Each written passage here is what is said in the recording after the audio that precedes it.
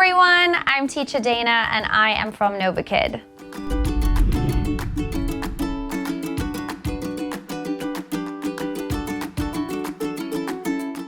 I come from South Africa, as you can hear by the accent.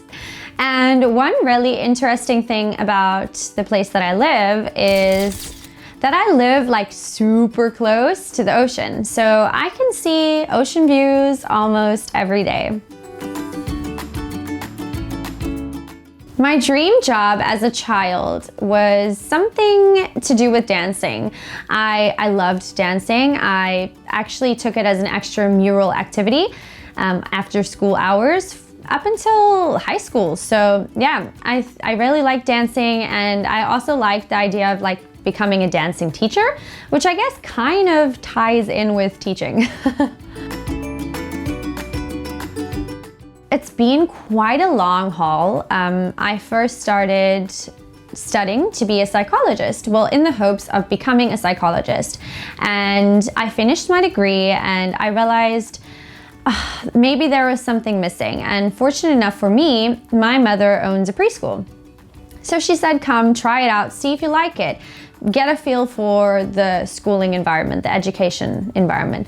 And I actually did like it. And I ended up furthering my studies and doing a postgraduate in education. Why did I apply to Novakid? Well, firstly, I got rejected. Am I allowed to say that?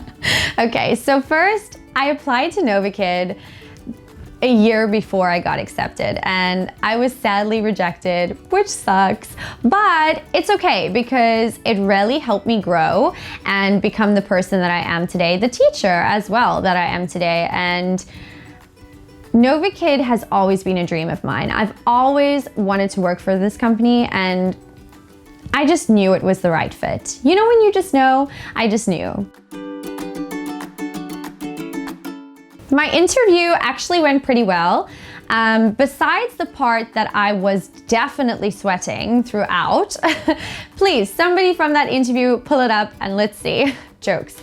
My interview went really well, but yeah, like I said, I was nervous. I definitely was nervous, even though I had a few practice runs. Okay, Katerina, as you can see, we have Mrs. Kitten over here. She says, hello, Luna. Let's say hello, Luna. Say hello.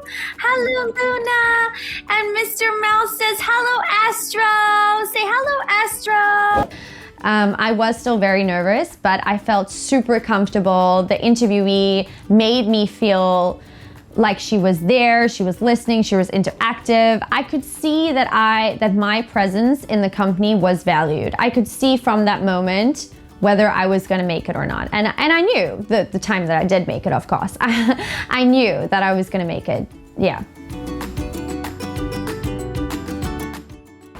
Well, I guess it's really difficult to say because, you know, older kids, they're a lot more calm and reserved and maybe don't like so much praise as the younger kids, whereas the younger kids need lots of excitement and joy in the classroom, and you have to have a lot of energy when you have a younger student. You can't go in there and feel really tired and all of that. So yeah, it's difficult to say, but I would say on a personal level that I like both. I love my younger students and I love my older students as well.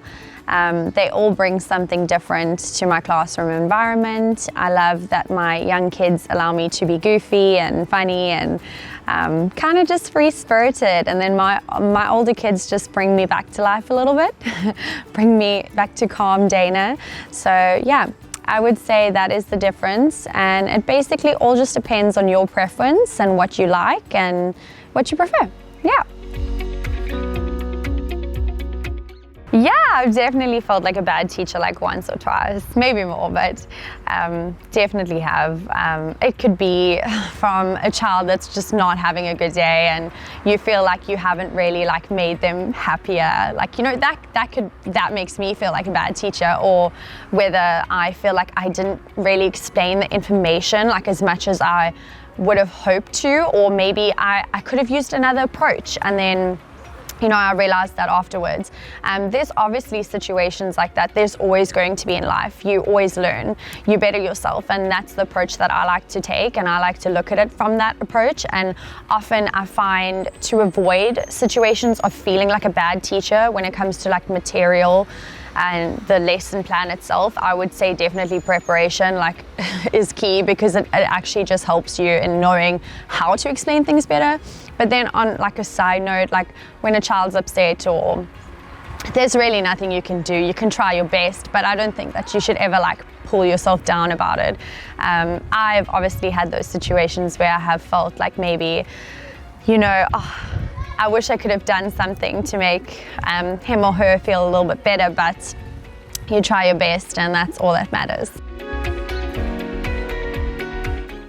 This is actually a good one.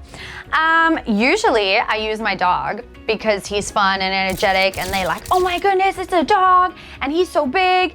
And then, they stop crying, or I cry with them and I will say, oh, teacher's sad too. And then we all end up laughing. So that's a good way to get children to stop crying.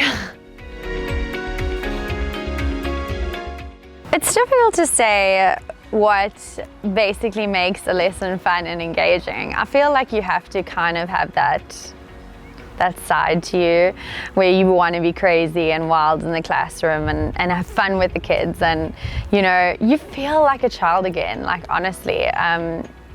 But all in all, like the best secret to having a fun and engaging lesson is really props. Like, kids love toys. What I've learned is, especially boys, they love cars, especially if you have Lego. Like, they just want to see you do all types of cool things. If you've got a cool video for them to show them of you doing a cool dance or anything, props are just key, and entertaining is key. You don't physically have to be like, wow, and yes, and exciting. But yes, we've got that, like, bonus, 100%. But I would definitely say, like, the way to create such fun and engaging lessons is definitely have some props on hand, use lots of TPR, be a little bit excited, like show the kids that you want to be there. It's not just about them, it's also about you. And the way to create a good and exciting lesson for both you and the child, you got to feel that energy as well. You can't go in there and like feel like you're being forced the whole time.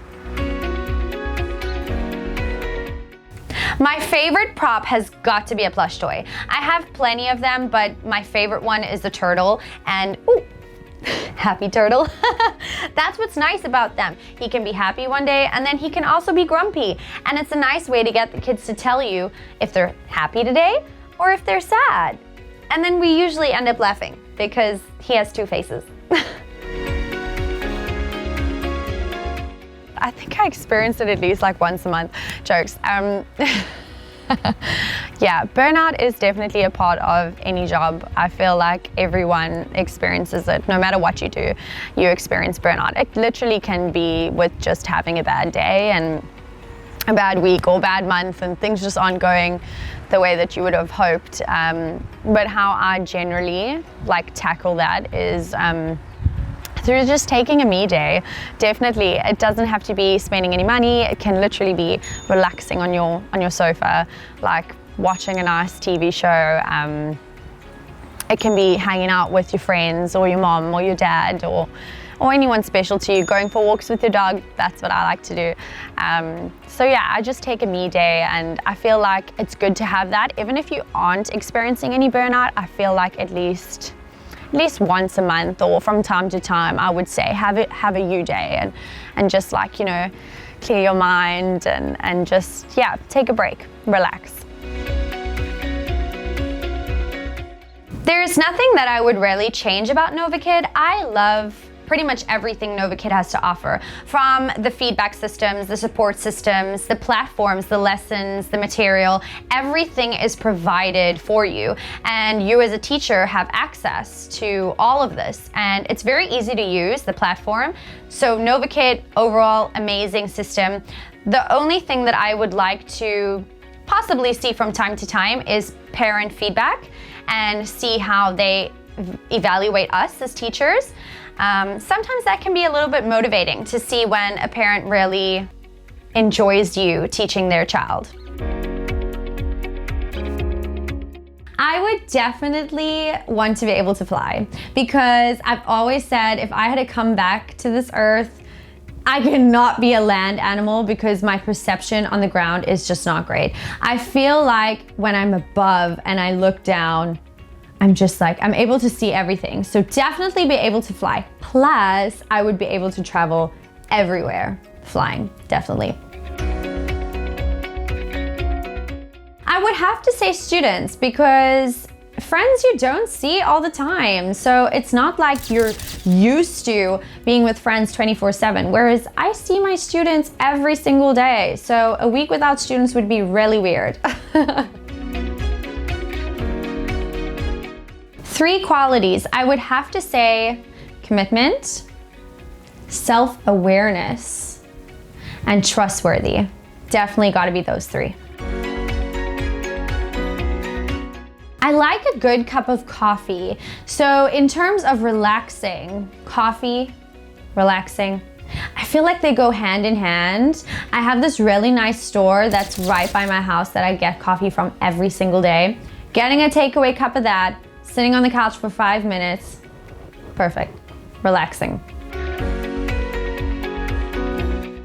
I'm definitely not perfect on Instagram, no ways. I have flaws. I have many flaws, but I would say one flaw in particular is that I lack confidence a lot.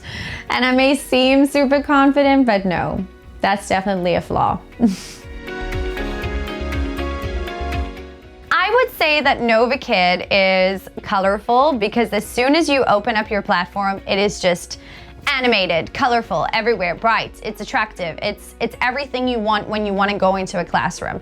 So I would say colorful / animated, and then definitely got to say welcoming because everybody is so loving and kind. And the last one has got to be fun because we always have fun at Novakid. Thanks for watching my video. Bye-bye.